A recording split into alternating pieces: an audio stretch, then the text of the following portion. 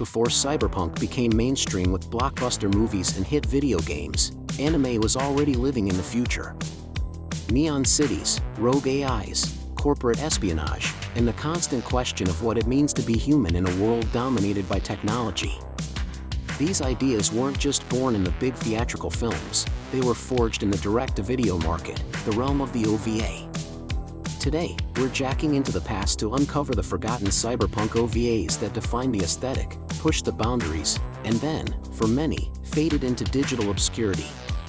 These are the unsung pioneers of the high-tech, low-life world we've come to love. First up, a title that's a stone-cold classic yet somehow still feels like an underground secret, Cyber City 80808. The premise is pure cyberpunk pulp. 3 hardened criminals are offered a deal. Work as cybercops hunting down techno-criminals in a futuristic Edo, or spend the rest of their lives in orbital prison. Each case they solve shaves a few years off their sentences. The catch? They're fitted with explosive collars, ready to detonate if they step out of line. The character designs by Yoshiaki Kawajiri are impossibly cool, the action is relentless, and the English dub is legendary for its delightfully profane, hard-boiled dialogue. But what truly cements its legacy is the soundtrack, a killer mix of rock and electronic beats that perfectly captures the gritty, rebellious spirit of the city. Next, we move to a spin-off that might even be darker than its famous predecessor, AD Police Files. If you've seen Bubblegum Crisis, you know about boomers, the advanced androids that often go rogue. AD Police dives into the messy reality of the officers tasked with handling these cases. This isn't a story about glamorous heroes in power suits, it's a grounded, noir-style procedural. Each episode follows a different officer dealing with the psychological toll and moral ambiguity of their work. We see corporate conspiracies, the tragic consequences of technology, and the thin line between human and machine. It's gritty, mature, and stylish, feeling less like a sci-fi fantasy and more like a grim detective drama set 20 minutes into the future. It's a seriously overlooked piece of the Bubblegum Crisis universe. Now, let's talk about a pure shot of tech noir intensity from a master of the genre, Black Magic M66.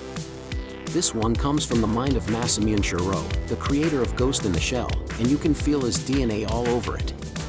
The story is simple but incredibly effective.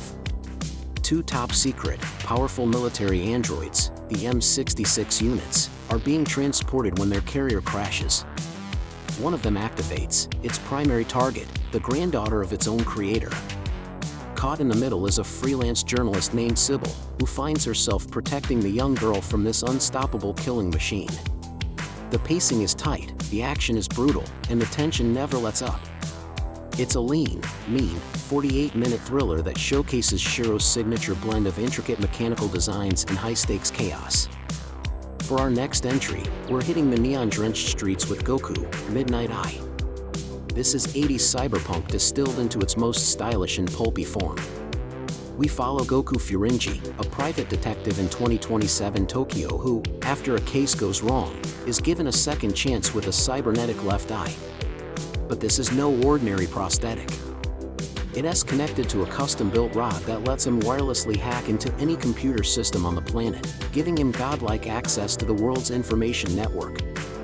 With this power, he takes on bizarre cases involving rogue AI, underground assassins, and beautiful women in distress. It's over the top, incredibly cool, and oozes that retro-futuristic vibe. Complete with underground clubs, flying cars, and tech that looks both advanced and charmingly dated. What happens when an ordinary person accidentally gets their hands on military-grade hardware? You get Metal Skin Panic Madox 01.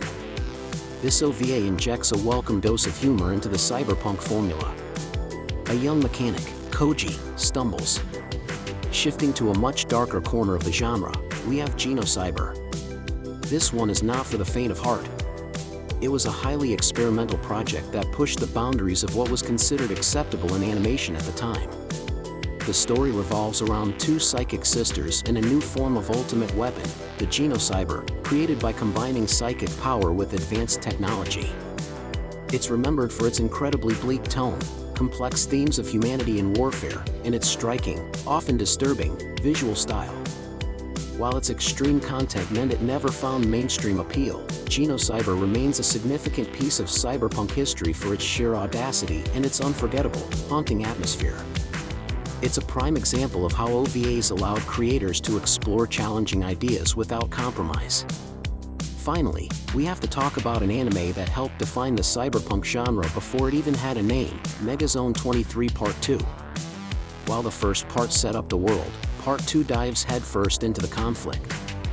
Our hero, Shogo, is on the run from the government inside a simulated 1980s Tokyo, trying to expose the truth to a populace that doesn't even know they're reliving in a lie aboard a giant spaceship.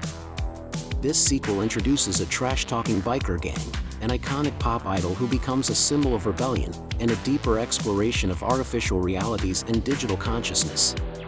With its perfect blend of transforming motorcycles, city pop energy, hologram concerts, and philosophical questions, Megazone 23 was a landmark series that influenced countless works that followed. From hard-boiled detectives to accidental mech pilots, these OVAs built the cyberpunk blueprint. They are the digital ghosts in the machine of modern sci-fi, filled with neon lights, sprawling datascapes, and deeply human stories buried beneath layers of chrome and technology. Their influence is everywhere, even if their names have been forgotten. So, which one of these lost futures would you want to explore? Let me know in the comments below. Thanks for watching, and don't forget to like and subscribe for more dives into anime history.